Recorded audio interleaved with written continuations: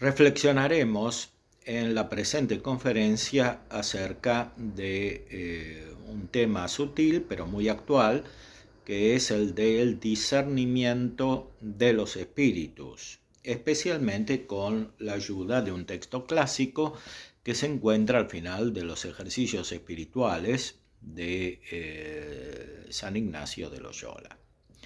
Para situar adecuadamente este texto es necesario referirse a la tradición, es necesario referirse a la teología clásica, a los padres de la Iglesia, a la praxis de la vida monástica, de la vida religiosa durante muchos siglos, y muy especialmente al gran florecimiento de la teología que encontramos en los autores principales del siglo XIII, que están presentes de una manera muy intensa en la reflexión y en la propuesta práctica de San Ignacio de Loyola.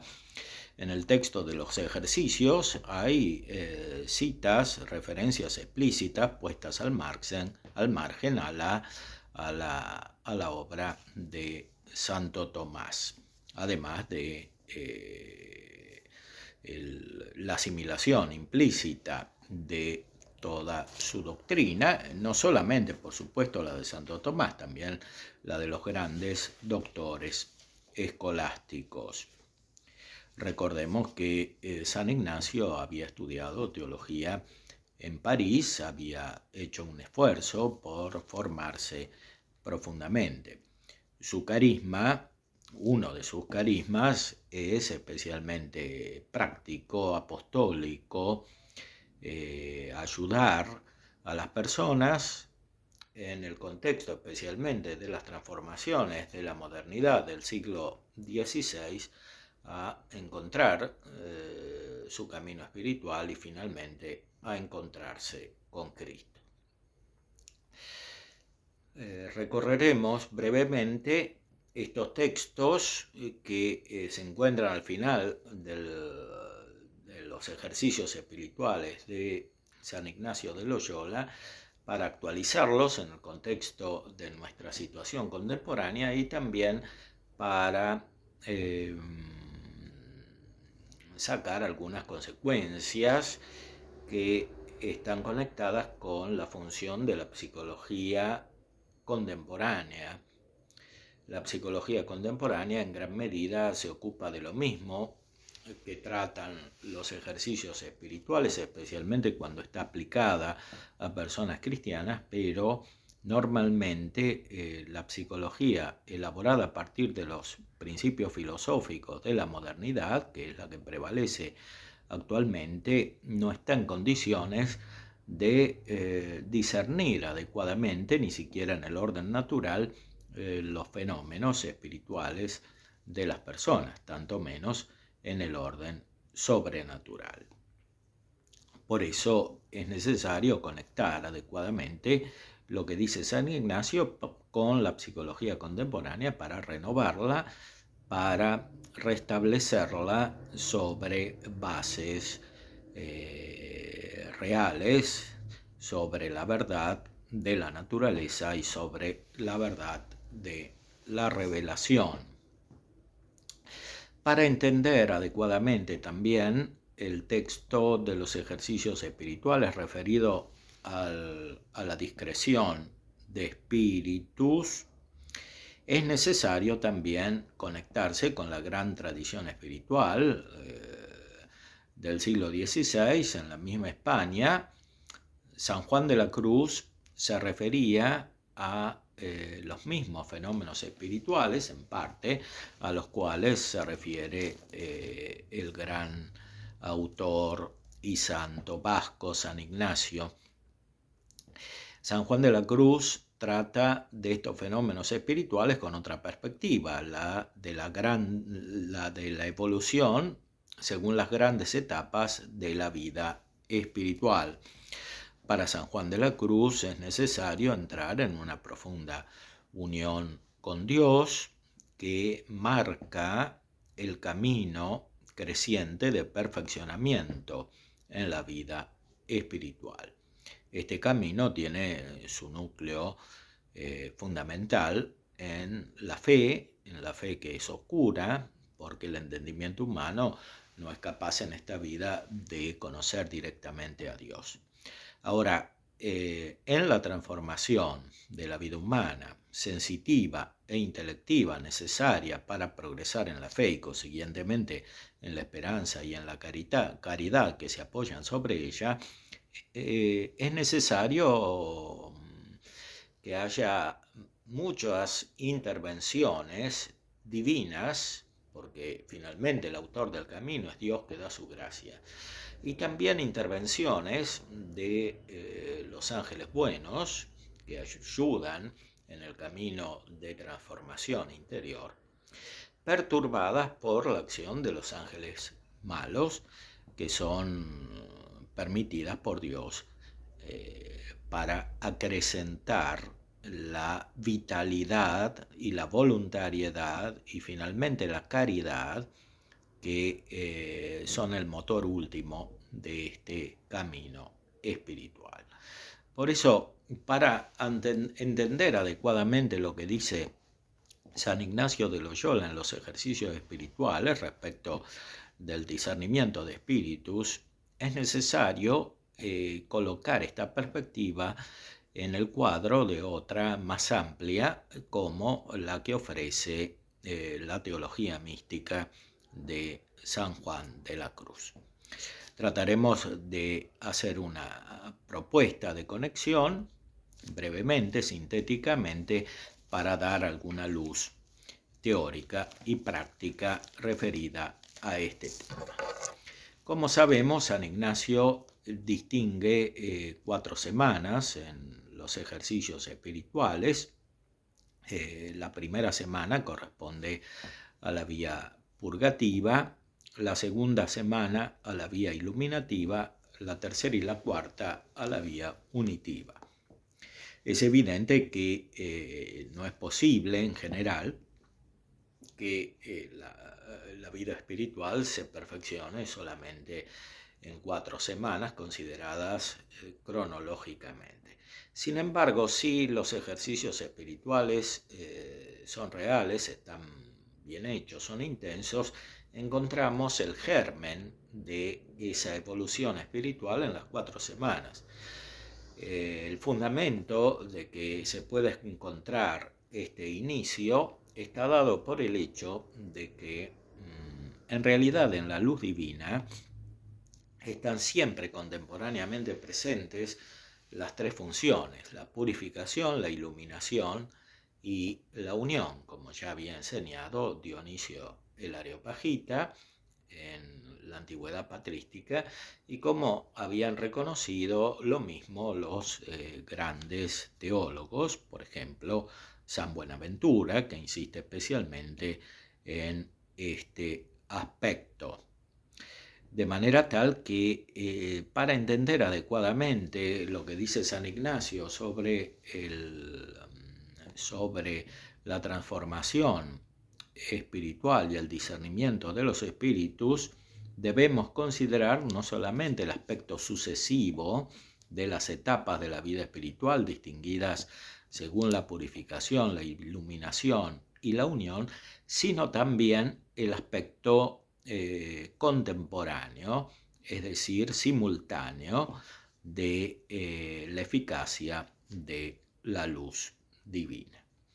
Con estas precisaciones, hagamos alguna breve referencia al texto mismo de San Ignacio en las reglas para en alguna manera sentir y conocer las varias mociones que en la ánima se causan, las buenas para recibir y las malas para lanzar, y son más propias de la primera semana, es decir, de la etapa purgativa. Se aplican analógicamente a las situaciones iniciales de la vida cristiana, a los tiempos de conversión sucesivos a la conversión. Se supone que uno que está en la vía purgativa haya recibido la gracia en un modo estable, aunque eventualmente pueda caer en el pecado mortal y recuperarse por la acción de la misma gracia de este pecado mortal. No se trata entonces de las personas que no tienen vida cristiana real, profunda, estable, que naturalmente se basa sobre la fe ortodoxa. No se trata de las personas que tienen concepciones extrañas, esto hay que señalarlo muy especialmente en nuestra época, en la cual hay tanta confusión filosófica y teológica, incluso en los ambientes cristianos. Se trata de personas que buscan sinceramente la verdad revelada por Dios, que tienen fe católica, auténtica, que intentan vivir una verdadera vida espiritual, es decir, una verdadera vida finalmente movida, asistida por el Espíritu Santo. La primera regla: en las personas que van de pecado mortal en pecado mortal, acostumbra comúnmente el enemigo proponerles placeres aparentes, haciendo imaginar delectaciones y placeres sensuales, por más los conservar y aumentar en sus vicios y pecados. En las cuales personas el buen espíritu usa contrario modo, punzándoles y remordiéndoles las conciencias por el sindérese de la razón. Esto significa que al inicio de la vida espiritual, e incluso en etapas sucesivas en las cuales puede haber algunas formas de regresión psíquica, en estas etapas los ángeles buenos están al servicio de Dios, los ángeles malos intentan impedir la acción de Dios con la permisión divina para ejercitar la verdadera vida espiritual y finalmente el acto de caridad de la voluntad. En esta etapa entonces el mal espíritu influye sobre la imaginación, sobre las potencias sensitivas, sobre la afectividad sensible y produce una exacerbación de la imaginación respecto de bienes aparentes. No se trata de bienes metafísicos, de bienes espirituales, de la gracia, sino que se trata de bienes sensibles. Y muchas veces en esta etapa los bienes reales espirituales que superan la materia, que son finalmente informados por la gracia divina, son considerados bajo la especie de bienes sensibles, sea desde el punto de vista de la imaginación y los otros sentidos internos y externos, sea desde el punto de vista de la afectividad, especialmente del apetito concupiscible. En cambio, en las personas que son iluminadas por el Espíritu Santo y ayudadas por la acción de los ángeles buenos, el proceso psíquico es inverso, es decir, hay una mayor espiritualización, hay una espiritualización creciente. Por supuesto, este proceso está sujeto a equivocaciones que son tratadas en los puntos siguientes, en las reglas siguientes del texto de San Ignacio. El proceso se hace cada vez más complejo. San Juan de la Cruz, en la subida del Monte Carmelo, nos da una guía sobre la cual retornaremos para no perderse en este proceso que se hace cada vez más complejo. Es decir, finalmente hay que desprenderse no solo de las iluminaciones incluso buenas que producen los ángeles, o más precisamente del influjo sobre la sensibilidad que producen los ángeles buenos y por supuesto los ángeles malos, sino que hay que desprenderse de todo este fenómeno espiritual, incluso de las iluminaciones que vienen directamente a la inteligencia, al espíritu, todo lo que el mismo Dios produce no porque sea malo en sí y no porque sea inútil, sino porque hay que considerarlo de una manera dinámica, es decir, en el conjunto de la vida espiritual, que finalmente tiende a algo que no consiste en una unión con realidades creadas, ni con los ángeles, cosa que ya habían pensado los filósofos antiguos, los árabes en la Edad Media, ni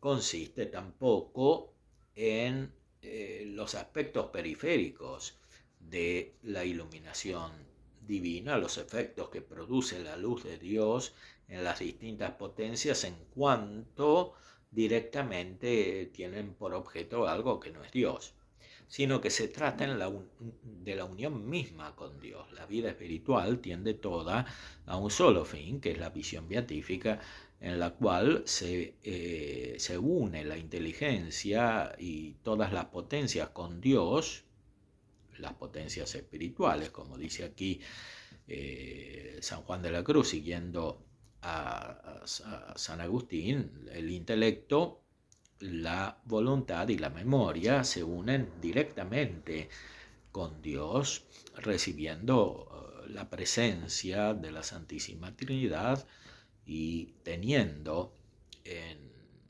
la propia alma la vida misma de la Santísima Trinidad.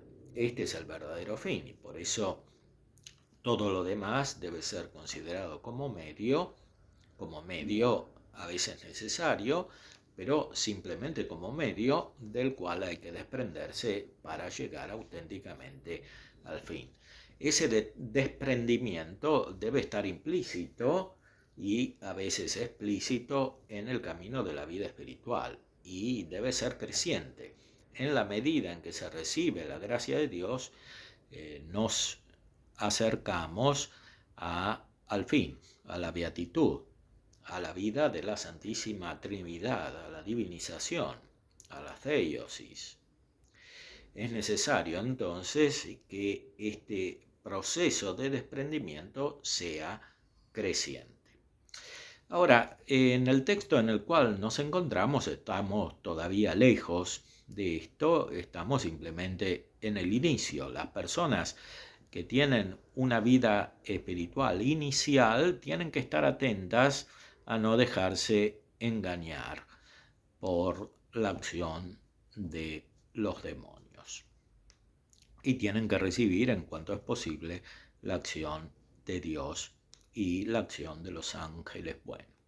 Ahora, a la luz de lo dicho anteriormente, con la ayuda de la teología espiritual de San Juan de la Cruz, tenemos que decir que este discernimiento no puede ser el centro de la vida espiritual. El centro de la vida espiritual es la unión con Dios, que anticipa el fin. Por eso estas reglas son relativas a una determinada situación espiritual y deben estar subordinadas, según el mismo San Ignacio, a otros modos de acción de la gracia. Muy especialmente, como señala en el texto de los ejercicios, a la acción directa de Dios, que finalmente es la que anticipa el fin cuando da su gracia, y esto por supuesto hay que interpretarlo adecuadamente con la ayuda de San Juan de la Cruz. Y también la luz natural de la razón, de la cual nunca podemos prescindir, porque está en nuestro propio ser y proviene directamente de la creación divina. En este sentido, las reglas para el discernimiento de los espíritus, sea las iniciales como aquellas que se hacen cada vez más complejas, hay que interpretarlas a la luz de un principio superior, que es finalmente el principio de la creación y de la donación de la gracia, que es una supercreación. Si se absolutiza el discernimiento de espíritus, sea respecto de los ángeles buenos y malos, sea respecto de la misma acción divina, se puede caer en trampas insuperables, en inconvenientes insuperables, porque se cambia el fin por el medio.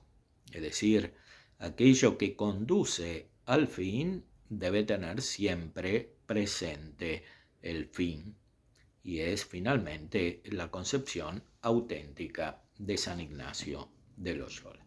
Pero avancemos hacia la segunda regla. En las personas que van intensamente purgando sus pecados y en el servicio de Dios nuestro Señor devienen mejor subiendo. Es el contrario modo que en la primera regla, porque entonces propio es del mal espíritu morder, tristar y poner impedimentos, inquietando con falsas razones, para que no se pase adelante. Y propio del bueno, dar ánimo, fuerzas, consolaciones, lágrimas, inspiraciones y quietud, facilitando y quitando todos impedimentos, para que en el bien obrar proceda adelante. Esta regla es muy profunda, es más sutil que la anterior, naturalmente. La anterior dice algo elemental. Dios y los ángeles buenos influyen remordiendo la conciencia, haciendo ver lo que está mal en las personas que efectivamente están mal. En esta regla se trata de las personas que tienen buena voluntad. Entonces, Dios y los ángeles buenos influyen ayudando a estas personas a confirmar su camino, y los ángeles malos a hacer lo contrario. Es de señalar aquí que justamente porque se trata de una etapa más espiritual, los ángeles malos comienzan a influir indirectamente sobre la razón. No pueden hacerlo directamente porque ningún espíritu creado puede entrar en la inteligencia, en la razón humana. Pueden hacerlo indirectamente a través de la sensibilidad, muy especialmente inquietando con falsas razones. Es decir, una persona que está en la tentación comienza a pensar mal, a pensar incorrectamente, a hacer juicios errados que hay que descubrir. Para crecer en la vida espiritual es imprescindible crecer simultáneamente en la verdad, en el conocimiento de la realidad. Y para eso hay que usar las operaciones de la inteligencia. Sabemos cuáles son. Fundamentalmente el concepto, el juicio, el raciocinio que nos ponen en contacto con la realidad. Indirectamente, a través de los sentidos, especialmente internos, por ejemplo la cogitativa, puede haber un influjo malo de los malos espíritus. Y por eso en el discernimiento espiritual es siempre necesario tener presente la razón, y para esto, según la condición de cada uno, una verdadera filosofía. Tercera regla de consolación espiritual. Llamo consolación cuando en el ánima se causa alguna emoción interior, con la cual viene la ánima a inflamarse en amor de su Criador y Señor. Y consecuente cuando ninguna cosa criada sobre la haz de la tierra puede amar en sí, sino en el Criador de todas ellas. Asimismo, cuando lanza lágrimas motivas a amor de su Señor, agora sea por el dolor de sus pecados, o de la pasión de Cristo nuestro Señor, o de otras cosas derechamente ordenadas a su servicio y alabanza. Finalmente, llamo consolación todo aumento de esperanza, fe y caridad, y toda leticia interna que llama y atrae a las cosas celestiales y a la propia salud de su ánima, quietándola y pacificándola en su Criador y Señor. Aquí San Ignacio hace referencia a la acción directa de la gracia divina. Por sí, la gracia está unida a la caridad y la caridad está unida al gozo. Es inseparable el gozo de la caridad. Sin embargo, este gozo puede ser perturbado y también puede ser oscurecido por diversas razones que explica muy bien San Juan de la Cruz en sus obras.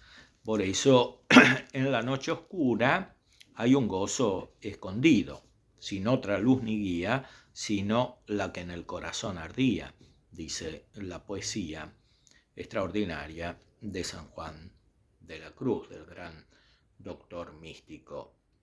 Por eso, para entender adecuadamente lo que dice San Ignacio, es necesario considerarlo en el conjunto, no solo de la teología, sino muy especialmente de la teología mística, de la teología espiritual. La unión con Dios por sí misma produce gozo. Sin embargo, en las personas que van creciendo pueden aparecer fenómenos contrarios a este gozo que está dado principalmente por la unión con Dios y secundariamente por la acción instrumental de los ángeles. Por eso pone San Ignacio la cuarta regla. La cuarta, de desolación espiritual. Llamo desolación todo lo contrario de la tercera regla, así como oscuridad del alma, del ánima, turbación de ella, moción a las cosas bajas y terrenas, inquietud de varias agitaciones y tentaciones, moviendo a infidencia, sin esperanza, sin amor, hallándose toda perezosa, tibia, triste, y como separada de su Criador y Señor. Porque así como la consolación es contraria a la desolación, de la misma manera los pensamientos que salen de la consolación son contrarios a los pensamientos que salen de la desolación. Es decir, si una persona está iluminada por la gracia divina, no quiere decir que haya llegado al fin. Es una iluminación que se da al modo humano en esta vida y por eso permanecen factores opuestos a la acción de la gracia. Y en estos factores puede influir la acción perturbadora de los demonios e indirectamente el mundo que está sujeto al poder de los demonios desde el pecado original. El mundo naturalmente considerado sin la presencia de Cristo, sin la acción de la gracia de Cristo y en cuanto se opone al reinado de Cristo. Este mundo influye indirectamente sobre todas las personas que están en el mundo. Cristo mismo dice que no pide al Padre que saque a los suyos del mundo, sino que los preserve en la verdad. ¿Cómo hay que hacer cuando se alternan estos estados de consolación y desolación, muy especialmente en los ejercicios? Pero esto puede suceder también fuera de los ejercicios espirituales, más aún sucede de muchas maneras. En algunas personas se da más intensamente que en otras. En algunas personas la alteración de los estados de ánimo tiene no solamente raíces corporales, orgánicas, fisiológicas, tiene raíces psíquicas en el sentido más profundo del término, y en esta alteración psíquica, en esta alteración en el sentido de ir de un estado a otro, pueden influir los ángeles buenos y los ángeles malos. Y con los instrumentos de la psicología moderna dominante es imposible discernir esta acción y esto puede ser causa de falsos diagnósticos de bipolaridad y de otros que no tienen en cuenta el factor espiritual, especialmente cuando se trata de personas profundas, inteligentes, con vida de oración y que muchas veces no tienen adecuada ayuda espiritual, porque la paternidad espiritual hoy es algo difícil de encontrar en su sentido más profundo, el que justamente necesitan estas personas. Entonces, ¿qué propone San Ignacio de Loyola? En tiempo de desolación, nunca hacer mudanza, mas estar firme y constante en los propósitos y determinación en que estaba el día antecedente a la tal desolación, o en la determinación en que estaba en la antecedente consolación. Porque así como en la consolación nos guía y aconseja más el buen espíritu, así en la desolación el malo, con cuyos consejos no podemos tomar camino para acertar. Entonces, en general, sobre todo al principio de la vida espiritual, debe prevalecer el estado de ánimo y la inspiración, y sobre todo la decisión racional que se tenía cuando se estaba en este estado de ánimo. Notemos que San Ignacio señala que esta alteración puede suceder de un día para el otro, que una persona puede sentirse de un modo un día y de otro modo contrario al día siguiente. Incluso puede suceder en periodos más breves. Entonces, presenta un remedio general que es la constancia. No es otra cosa que una invitación a ejercitar un aspecto esencial de la virtud. La virtud requiere fortaleza, la fortaleza entendida de un modo general, y esto requiere constancia, requiere perseverancia. Entonces, una persona no puede estar cambiando permanentemente. Esto es contrario no solo a la razón natural, que debe guiar, según las virtudes adquiridas, la conducta prudente, es decir, buena en el orden moral, sino que es contrario sobre todo a la estabilidad divina, a la permanencia, a la inmutabilidad del ser de Dios, que es siempre el mismo, no por defecto, sino por perfección. Justamente como decía Santa Teresa, es un camino de perfección. Por eso la inestabilidad es contraria a este camino. Sexta regla. Dado que en la desolación no debemos mudar los primeros propósitos, mucho aprovecha el intenso mudarse contra la misma desolación, así como es en instar más a la oración, meditación, en mucho examinar y alargarnos en algún modo de hacer penitencia. Es decir, lo que a veces se señala como agere contra, es decir, obrar en contra. Pero este obrar en contra no debe ser un principio absoluto de la vida espiritual, porque la vida espiritual es positiva, no es simplemente una lucha contra males, es una adhesión al bien divino. Notemos además que aquí San Ignacio trata específicamente de la oración, porque la sedia, que es la tristeza de las cosas espirituales, que está implícita en la tentación, empuja en sentido contrario a la unión con Dios, a la oración y finalmente al gozo espiritual que trae esta. Instrumentalmente incita a una vida de molicie, de comodidad, que es contraria a la penitencia instrumentalmente necesaria para mantener la oración, la contemplación finalmente y la unión con Dios. Hay más reglas que señalo brevemente.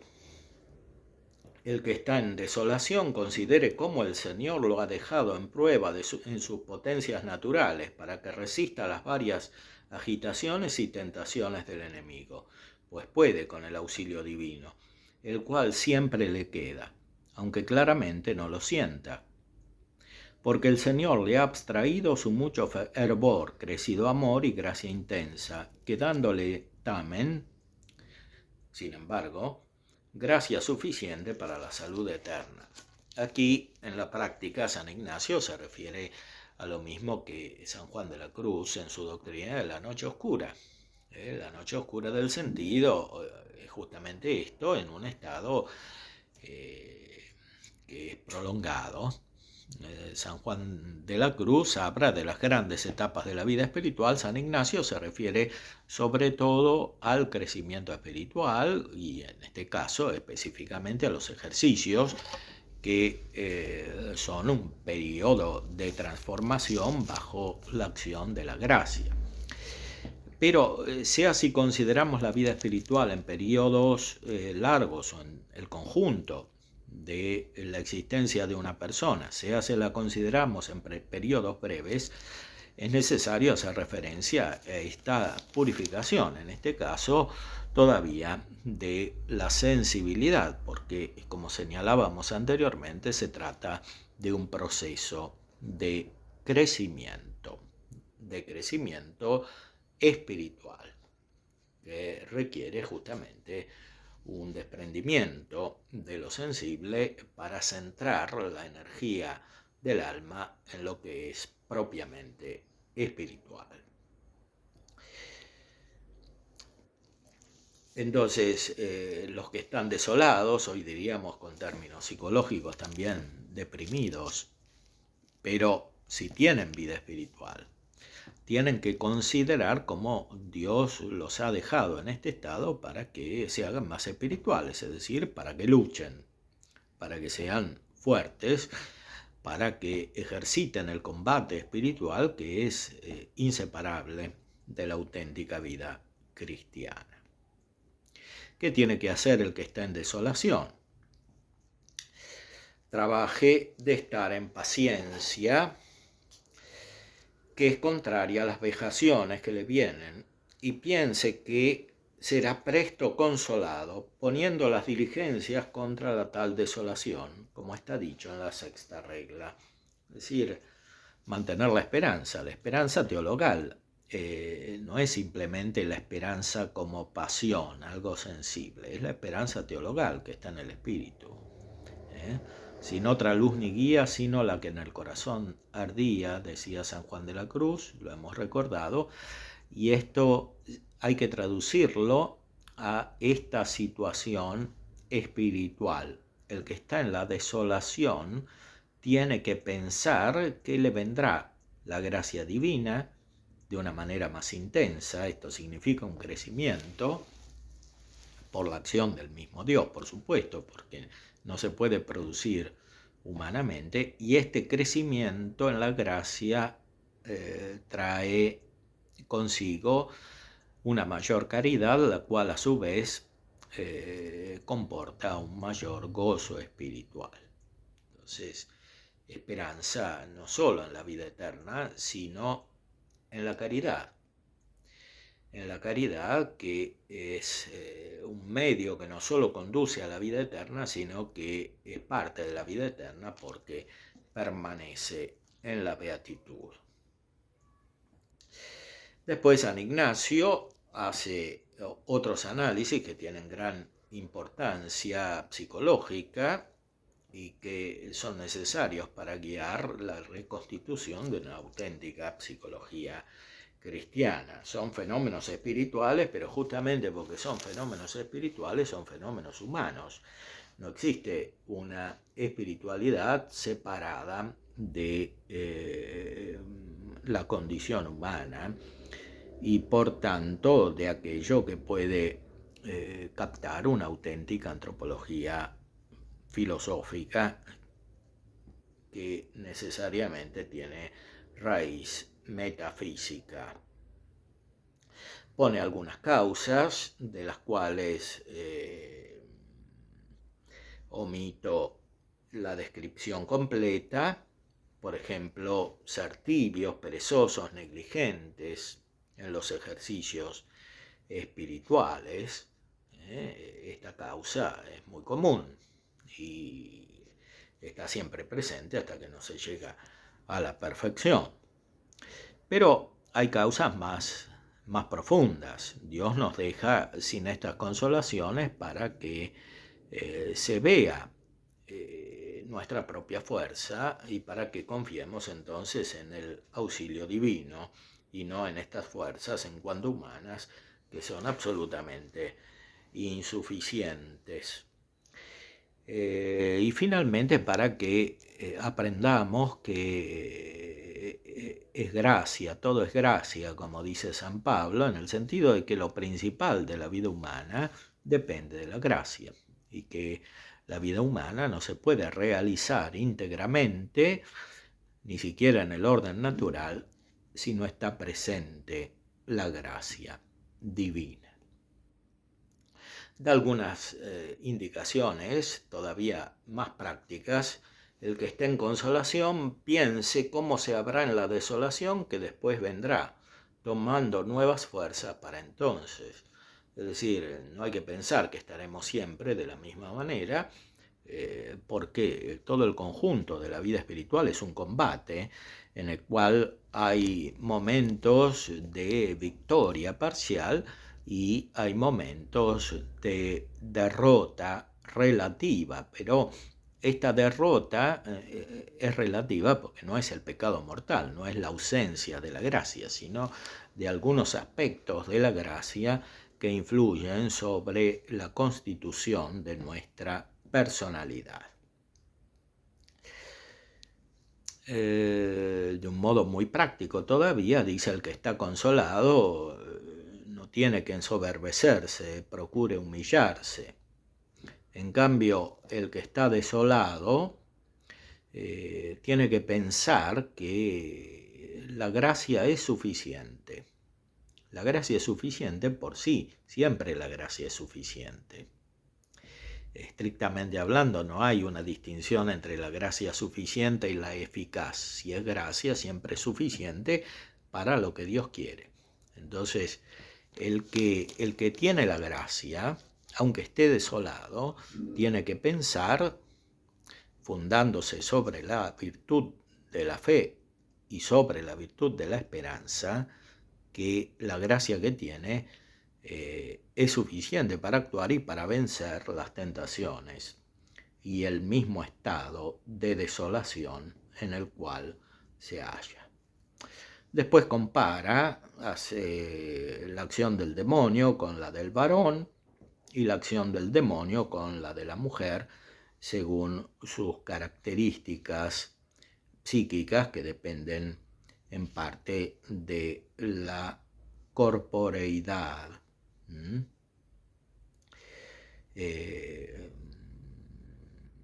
Si el varón comienza a huir perdiendo el ánimo, la ira, venganza y ferocidad de la mujer es muy crecida y tan sin mesura. De la misma manera es propio del enemigo enflaquecerse y perder ánimo, dando huida a sus tentaciones, cuando la persona que se ejercita en las cosas espirituales pone mucho rostro contra las tentaciones del enemigo, haciendo el opósito per diametrum. El demonio actúa como una mujer que cobra fuerza cuando el varón es débil. Y así es el demonio con el alma que es débil. Por eso, dice San Ignacio, hay que enfrentar, hay que combatir activamente contra el demonio. Lo mismo compara el demonio con el varón que obra mal, que pretende seducir a la hija, de un buen padre o a la mujer de un buen marido. Intenta que lo que hace para seducir se quede en secreto. El alma tiene que actuar en sentido opuesto, o sea, manifestar esto a su buen confesor o a otra persona espiritual, especialmente al padre espiritual. En la tradición, el padre espiritual es el que ayuda a discernir los pensamientos.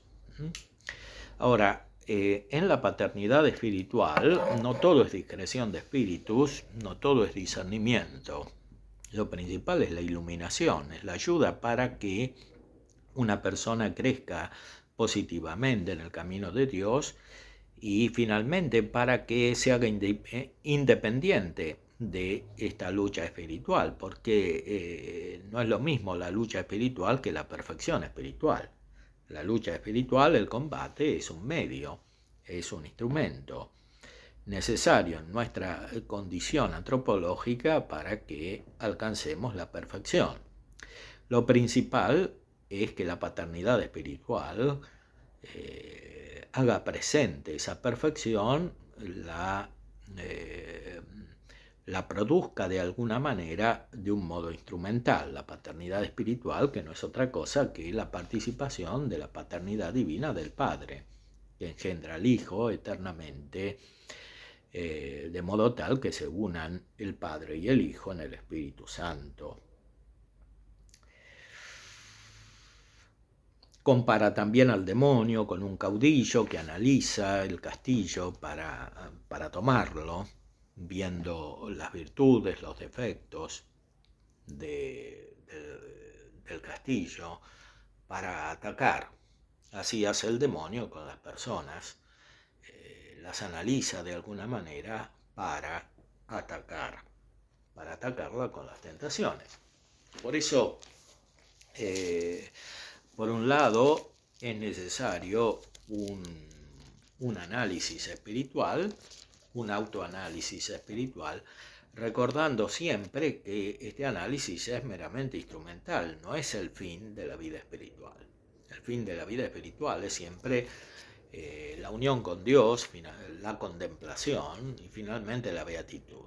Por eso este análisis debe ser dinámico, debe transformarse y debe ser cada vez más contemplativo, porque no tendrá sentido si es un análisis que se finaliza en sí mismo, sino si es un análisis que tiene presente la condición de la lucha espiritual como instrumento para llegar a la perfección que está en la contemplación.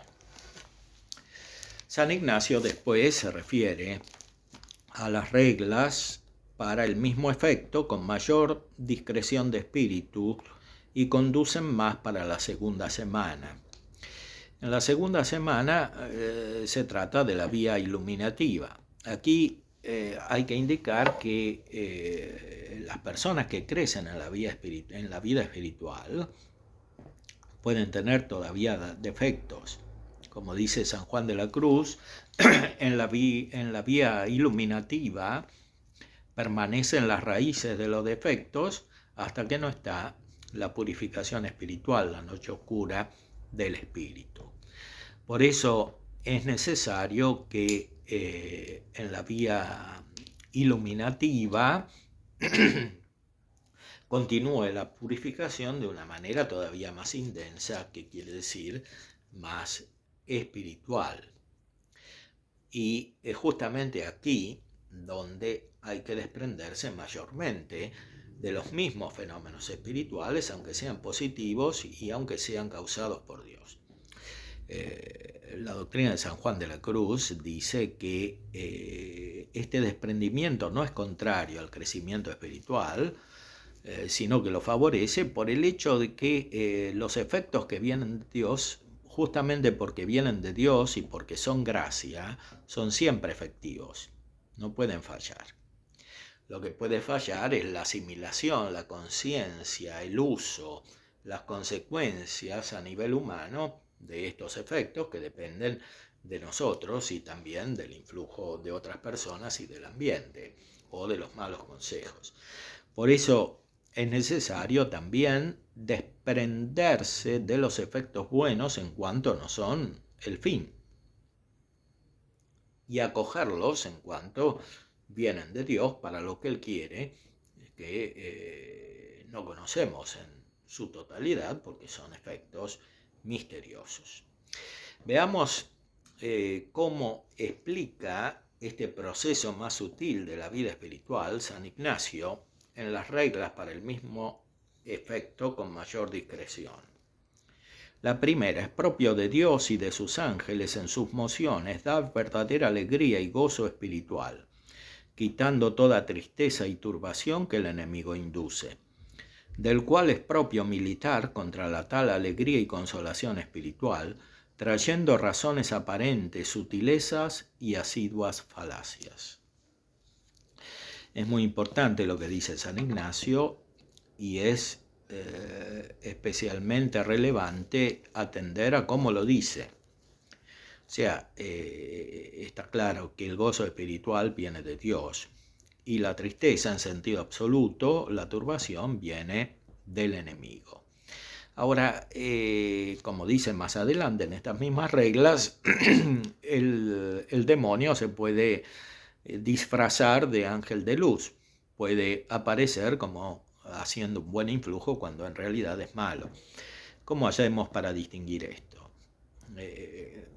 Tenemos que ver los razonamientos, razones aparentes. El demonio hace pensar de una manera falsa, es decir, hace razonar de una manera que se concluya en un juicio incorrecto, falso, y esto sucede cuando se cae en una especie de racionalismo y de obsesión mental en la complejidad de las operaciones interiores. Entonces, el verdadero proceso espiritual es un proceso de simplificación, es un proceso contemplativo que tiene como fin la contemplación y finalmente la beatitud, que es la contemplación perfecta de Dios. Por eso la vida espiritual no puede ser complicada por sí. La complicación es más bien un defecto de la vida espiritual que es propio de la condición humana. No podemos pretender avanzar de una manera simplemente intuitiva, eso sería soberbia y sería finalmente caer en las tentaciones del enemigo. La vida espiritual es compleja, no podemos huir de nuestra condición humana, tenemos que aceptarla como realmente es, como Dios nos creó.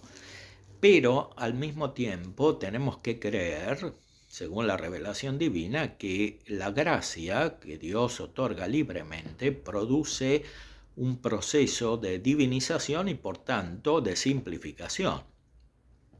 Dios es simple y por eso produce crecientemente una mirada simple.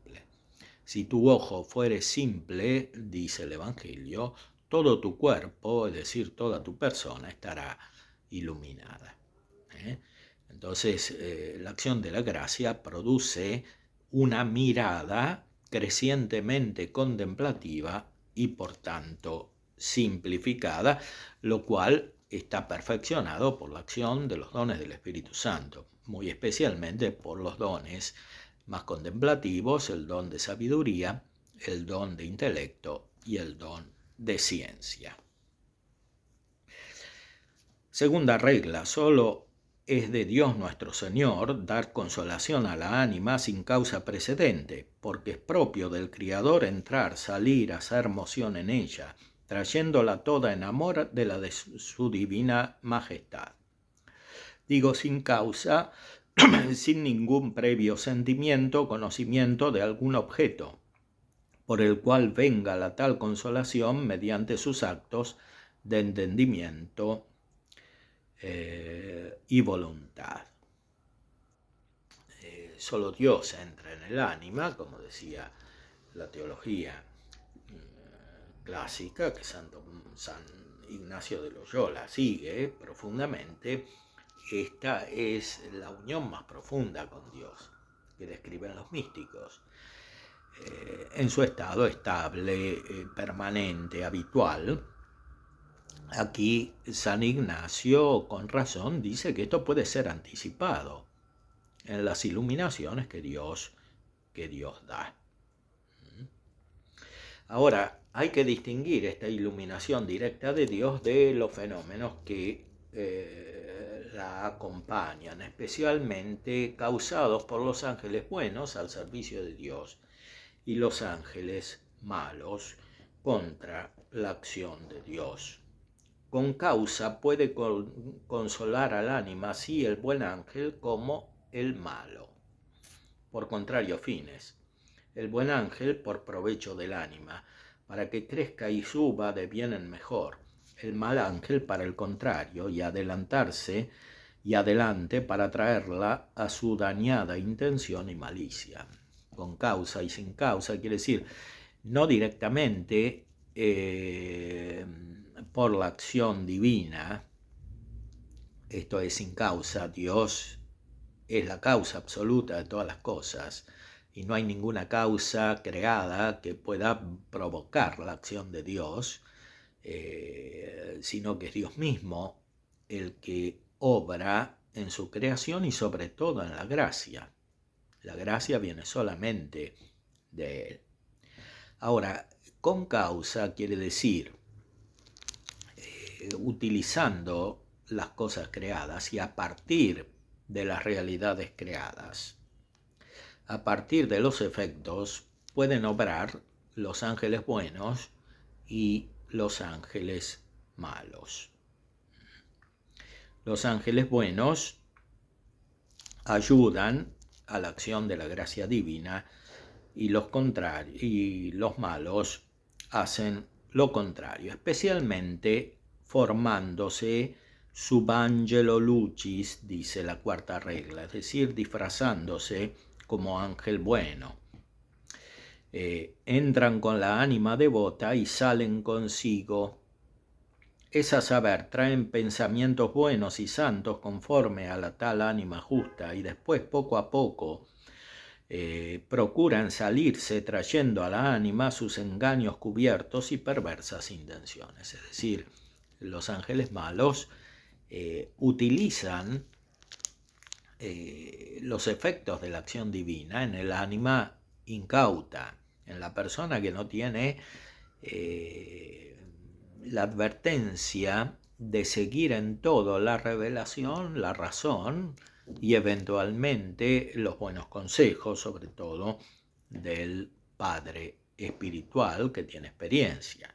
Entonces, el alma puede confundirse incluso cuando recibe la iluminación divina, pero esa confusión depende de ella finalmente y de los ángeles malos eventualmente, o del mundo, o de los malos consejos, o de los malos consejeros que influyen sobre ella cuando no está suficientemente advertida, cuando no usa la virtud racional de la prudencia natural y sobrenatural, y también el don de consejo del Espíritu Santo, que puede y ayuda efectivamente siempre en una persona que está bien dispuesta para orientarse, cualquiera fuere la situación, por más difícil que sea en la cual se encuentre.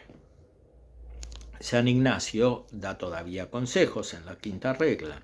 Debemos mucho advertir el discurso de los pensamientos, y si el principio, medio y fin es todo bueno, inclinado a todo bien, señales de buen ángel. Mas si en el discurso de los pensamientos que trae acaba en alguna cosa mala o distractiva, o menos buena que la que el alma antes tenía propuesta de hacer, o la enflaquece o inquieta o conturba la ánima, quitándola su paz, tranquilidad y quietud que antes tenía, clara señal es proceder de mal espíritu, enemigo de nuestro provecho y salud eterna. Aquí hay que analizar entonces no solamente el significado intrínseco de cada moción, de cada iluminación, de cada idea, podríamos decir, sino el conjunto, el razonamiento, el discurso, dice explícitamente San Ignacio. Aquí está implícito que el discurso debe ser correcto lógicamente. Cuando hay contradicción, como sucede en las formas de espiritualidad influidas por la filosofía moderna, directa o indirectamente, a través de la teología moderna, por ejemplo, sobre todo de origen protestante, pero a veces católico, que utilizan formas de filosofía basadas sobre la contradicción, por ejemplo la de Hegel. Cuando sucede esto, el razonamiento y la prolongación de este razonamiento, que es la vida práctica cristiana, que debería servir al buen razonamiento, son fuente de perturbación en vez de ayuda para la verdadera vida espiritual. Incluso el apostolado hecho desordenadamente sobre la base de principios confusos que en cierta manera son contradictorios, puede impedir la verdadera vida espiritual, no solo la de los que son alcanzados por el apostolado, sino la del mismo apóstol. Por eso es tan necesario analizar bien los pensamientos que es requerido de un modo contrario a lo que decíamos antes respecto del guiarse por la pura intuición. No podemos guiarnos simplemente por intuiciones, aunque sean intuiciones espirituales, porque esto no es propio de la naturaleza humana. Hay una soberbia implícita en esta actitud. Pero tampoco podemos caer en un autoanálisis permanente que no esté basado sobre los verdaderos principios racionales y sobre los principios auténticos de la revelación divina. Por eso es necesario analizar los pensamientos, es necesario hacer un discernimiento, pero este discernimiento no es simplemente ver cuándo nos influye el ángel bueno, cuándo nos influye el ángel malo. Esto también hay que hacerlo, pero esto hay que hacerlo a la luz de la razón y sobre todo de la revelación. ¿Qué quiere decir? En la práctica, a la luz de una auténtica filosofía implícita o explícita y a la luz de una auténtica teología implícita o explícita según la condición de las personas de las cuales se trate. Otra regla de San Ignacio: cuando el enemigo de natura humana fuere sentido y conocido de su cola serpentina y mal fina que induce, aprovecha a la persona que de él fue tentada, mirar luego en el discurso de los buenos pensamientos que le trujo y el principio de ellos, y cómo poco a poco procuró hacerla descender de la suavidad y gozo espiritual en que estaba, hasta traerla a su intención depravada, para que con la tal experiencia conocida y notada se guarde para adelante de sus acostumbrados engaños. Es decir, hay que traer provecho de la experiencia, de la verdadera experiencia espiritual. Por supuesto, como dice San Juan de la Cruz, el Padre Espiritual, que eventualmente guía a una persona en este conocimiento de sí, no solo debe ser experimentado, sino que debe tener ciencia. Sin saber no se puede guiar esto, especialmente cuando se trata de procesos profundos y de procesos complejos, como en general son todos los de la vida cristiana auténtica en el contexto de la cultura contemporánea, que por sus principios intrínsecos, filosóficos, es muy compleja. Entonces, hoy no se puede evadir esta complejidad por medio de atajos ineficientes, o sea, por un recurrir a intuiciones espirituales supuestamente basadas sobre carismas, etcétera, que más alejan de un auténtico análisis de la realidad de las personas que favorecen este análisis. Entonces, hay que tener experiencia, guardar esta experiencia, pero también saberla analizar en sí misma, en sí mismo y en los demás a los cuales eventualmente se guía. Especialmente esto es propio de los pastores, de los padres espirituales, de los sacerdotes, de los obispos.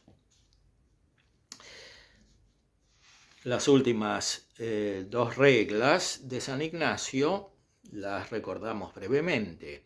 En los que proceden de bien en mejor, el buen ángel toca a la tal ánima dulce, leve y suavemente, como gota de agua que entra en una esponja, y el malo toca agudamente y con solido y inquietud, como cuando la gota de agua cae en la piedra, sobre la piedra. y a los que proceden de mal en peor tocan los sobredichos espíritus contrario modo, cuya causa es ser la disposición del ánima ser a los dichos ángeles contraria o símile.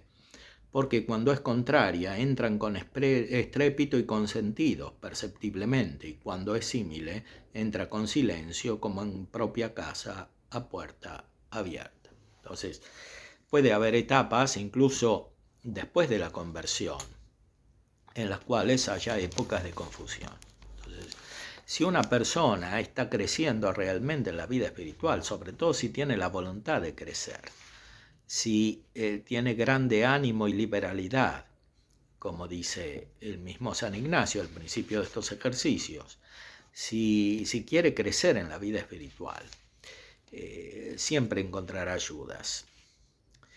Por supuesto, la acción de la gracia divina, que será creciente y que le hará entrar en una contemplación cada vez más intensa, pero además ayudas de parte de los ángeles buenos y también de los hombres buenos. El don de consejo del Espíritu Santo ayudará a esta persona a encontrar los buenos consejos y los buenos consejeros, y muy especialmente encontrar un buen padre espiritual, que es una gran gracia. Es fundamental para llegar a la santidad. Hará que el proceso espiritual de esta persona sea cada vez más simple, más gracioso, en el sentido de movido, iluminado por la gracia, más armónico, más intenso, más fuerte en el combate espiritual, porque esta persona no está fuera del mundo, está cada vez más insertada en el combate espiritual, justamente porque está más configurada por la gracia divina y por la acción del Espíritu Santo.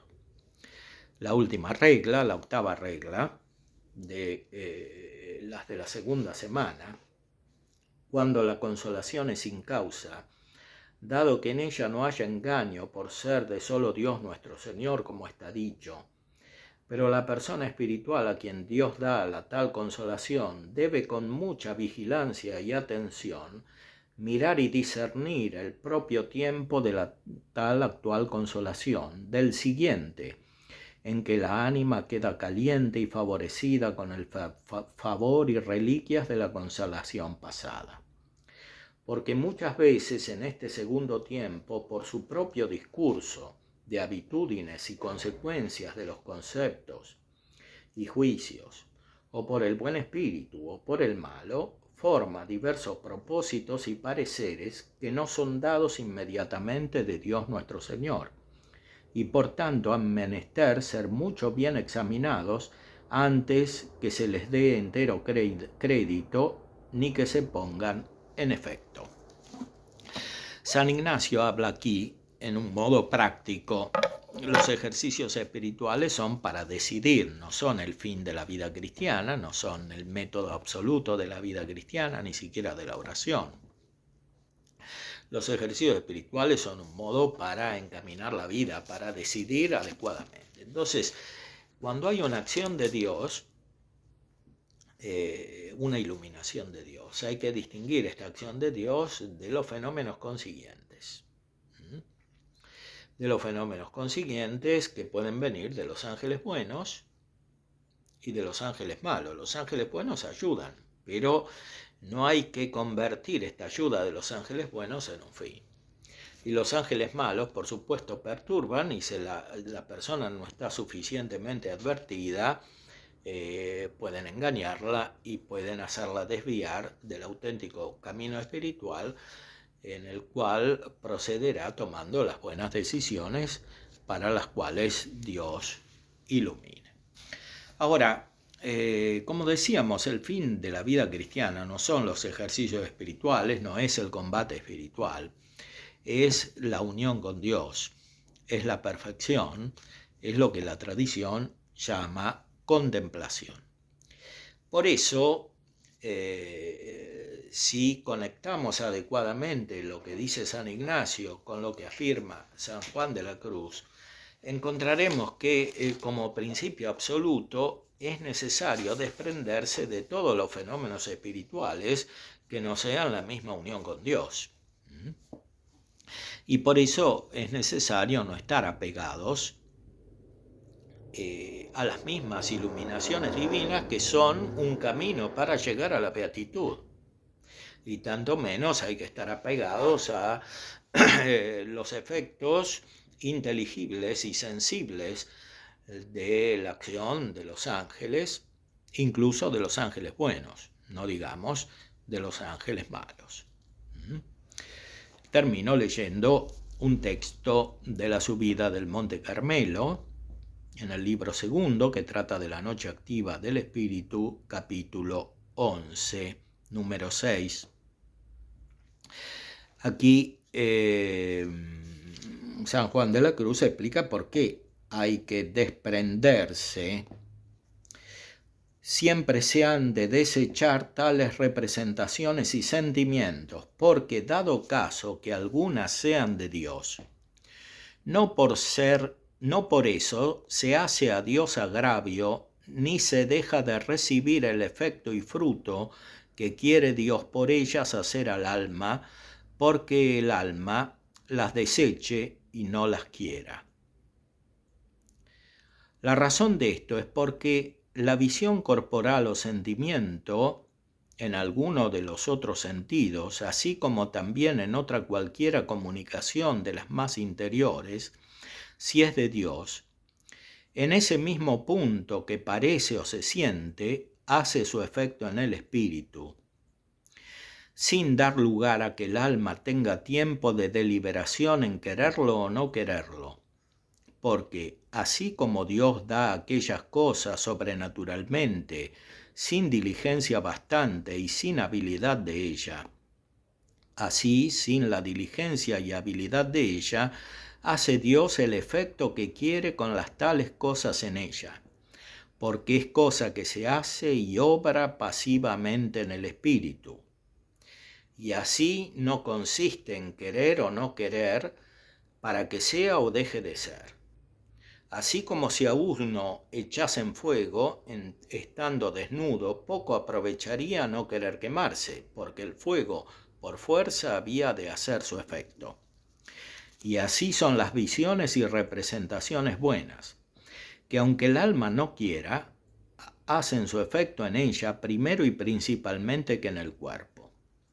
También las que son de parte del demonio, sin que el alma las quiera, causan en ella alboroto o sequedad, o vanidad o presunción en el espíritu, aunque éstas no son tan de tanta eficacia en el alma como las de Dios en el bien. Porque las del demonio solo pueden poner primeros movimientos en la voluntad, y no moverla a más si ella no quiere, y alguna inquietud, que no dura mucho si el poco ánimo y recato del ánima no da causa que dure. Mas las que son de Dios penetran el alma y mueven la voluntad a amar y dejan su efecto, al cual no puede el alma resistir aunque quiera, más que la vidriera al rayo del sol cuando da en ella. Es decir, lo que Dios quiere con su acción creadora, sobrenatural, cuando da la gracia, se cumple siempre. Dios es infalible, es omnipotente, no puede fallar en su acción. Entonces hay que tener esperanza y fe en la gracia. La gracia viene directamente de Dios y produce el efecto que Dios quiere. Por tanto, como consecuencia, el hecho de que alguien sea precavido porque no ha llegado a la perfección de la vida espiritual, que es lo que propone San Juan de la Cruz, no impide el verdadero efecto que Dios quiere en el alma, sino que más bien lo favorece, porque de esta manera estará el alma más dispuesta a recibir la sucesiva acción de Dios cuando dará una gracia más intensa. Y concluye San Juan de la Cruz en el número 7. Por tanto, el alma nunca se ha de atrever a quererlas admitir, aunque como digo sean de Dios. porque si las quiere admitir hay 6 inconvenientes. El primero, que se le va disminuyendo la fe, porque mucho derogan a la fe las cosas que se experimentan con los sentidos, porque la fe, como habemos dicho, es sobre todo sentido, y así apártase del medio de la unión de Dios, no cerrando los ojos del alma a todas esas cosas de sentido. Lo segundo, que son impedimento para el espíritu si no se niegan, porque se detiene en ellas el alma y no vuela el espíritu a lo invisible.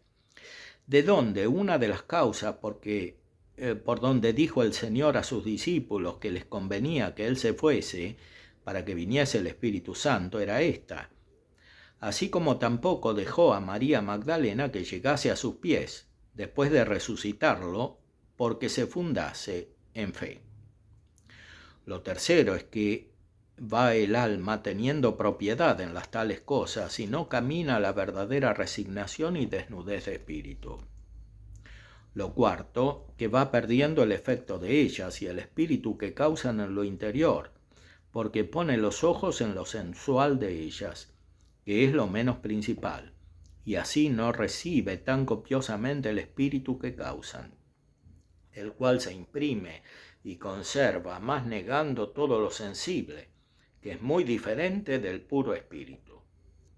Lo quinto, que va perdiendo las mercedes de Dios, porque las va tomando con propiedad y no se aprovecha bien de ellas. Y tomándolas con propiedad y no aprovechándose de ellas, es quererlas tomar, porque no se las da Dios para que el alma las quiera tomar, pues que nunca se ha de determinar el alma a creer que son de Dios.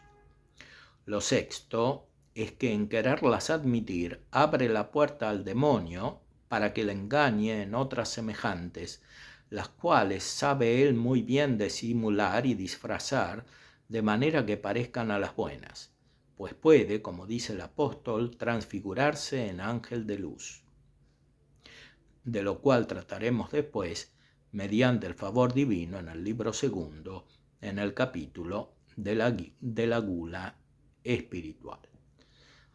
Por tanto, siempre conviene al alma desecharlas a ojos cerrados, sea de quienes fueren, porque si no lo hiciere, tanto lugar daría a las del demonio y al demonio tanta mano, que no solo a vueltas de las unas recibiría las otras, mas de tal manera irían multiplicándose las del demonio y cesando las de Dios, que todo se vendría a quedar en demonio y nada de Dios, como ha acaecido a muchas almas incautas y de poco saber, las cuales de tal manera se aseguraron en recibir estas cosas, que muchas de ellas tuvieron mucho que hacer en volver a Dios en la pureza de la fe, y muchas no pudieron volver, habiendo ya el demonio echado en ellas muchas raíces.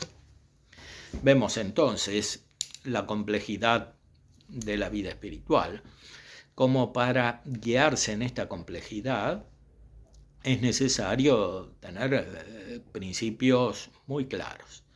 Esos principios muy claros nos dicen los autores espirituales, en este caso San Ignacio y San Juan de la Cruz, son fundamentalmente la recta razón de la cual nunca se puede prescindir si la vida espiritual es auténtica, y la verdadera revelación.